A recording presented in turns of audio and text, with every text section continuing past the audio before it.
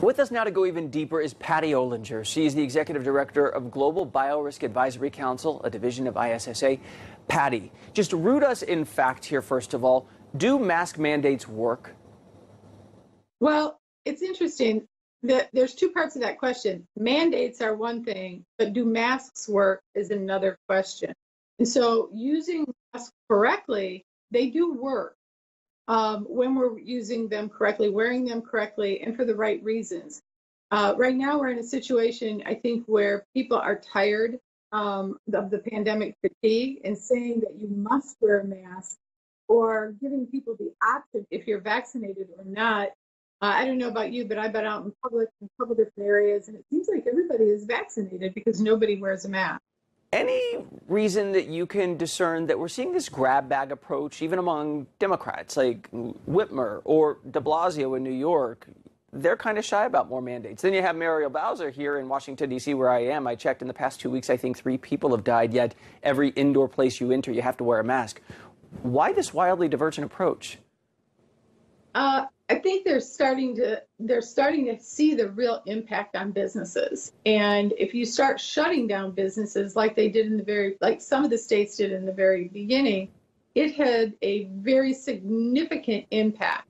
If you looked at some of the states that stayed open, they didn't have that impact, and they were able to do it safely. Again, with wearing masks, and social distancing, and those key components or those key messages that we were telling people from day one.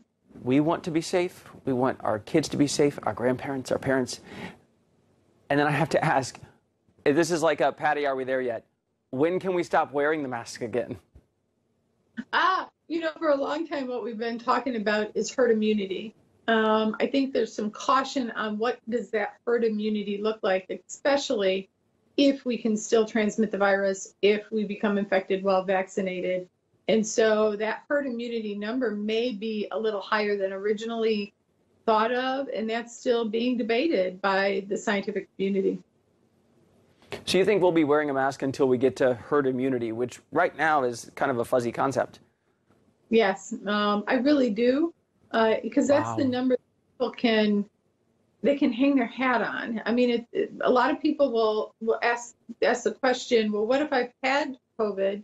And, the number that we can get to is the number of people vaccinated and the percentages. As we said, one obstacle is we're experiencing this individually, but to beat it, we have to do it collectively. Patty Olinger, thank you so much. Thank you.